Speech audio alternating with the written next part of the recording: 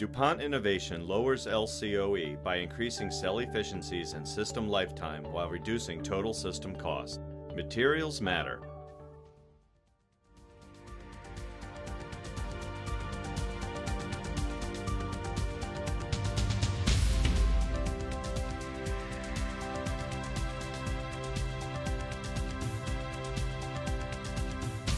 Hello and welcome to the program.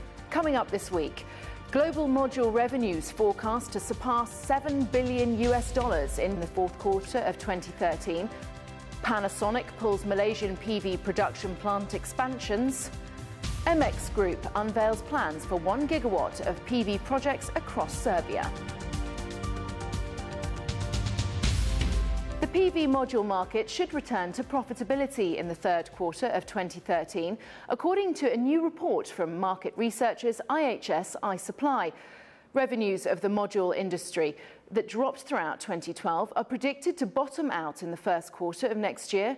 From then on, a recovery is anticipated, and by the fourth quarter, revenue is expected to spring back to an estimated $7.06 billion, though still significantly less than in the boom year of 2010, when quarterly module revenues exceeded $10 billion in Q3 and Q4. After flattening in the third quarter this year, global PV installations are forecast to grow slightly in the fourth quarter to 8.7 gigawatts, bringing the annual total to more than 31 gigawatts, up 11% from 28 gigawatts of installations in 2011. Mounting losses and a dash to cut costs across all operations has led to Panasonic halting further capital expenditure and expansion plans indefinitely at its new PV module plant in Malaysia.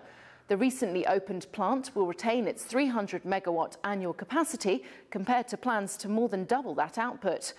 Releasing its Q2 2013 financial results, Panasonic confirmed that it expected a significant fall in demand for its HIT modules in the second half of the year, primarily due to weakening demand across Europe.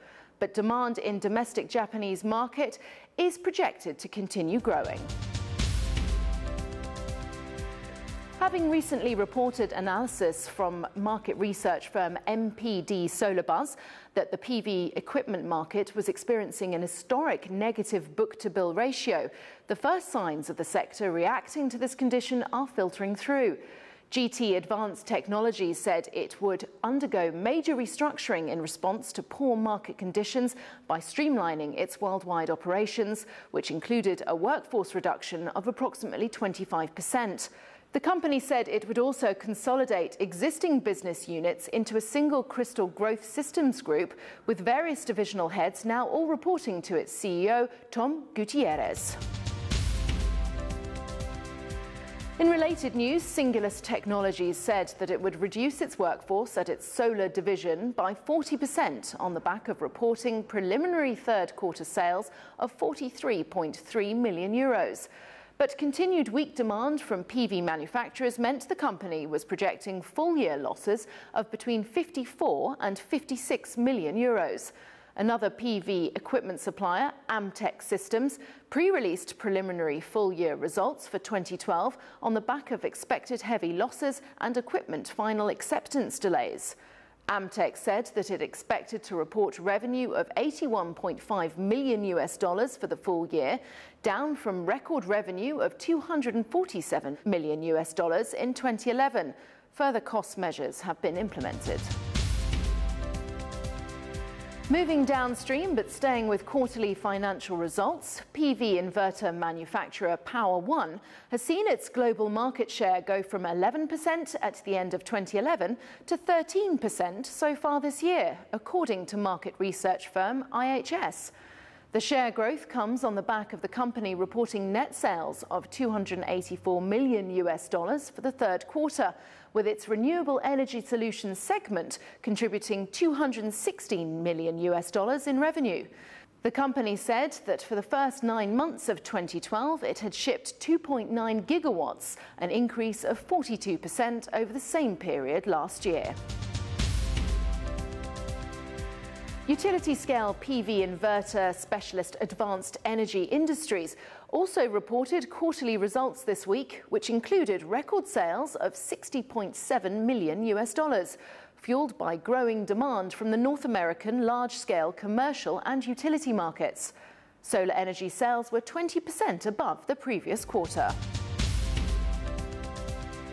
Remaining in the downstream market, Phoenix Solar has amended its revenue expectations for 2012, with revenue expected to drop to between 150 and 170 million euros, well below previous projections of as much as 240 million euros. Challenging market conditions within Europe were said to be behind the lowered forecast. And finally, the Serbian government and Luxembourg-based investor Securum Equity Partners have signed a binding framework agreement for a 1 gigawatt PV power plant. The project has been known about for a year, but MX Group, the EPC contractor, announced that the 1.8 billion euro project would consist of 110 megawatt solar projects spread across Serbia. The official agreement was signed on October the 25th, with construction on the first 30 projects starting between April and December 2013. Anexia Energy will be the customer. That's it for this week. As always, you can keep up to date with all the latest via our Twitter feed. Thanks for watching and see you next time.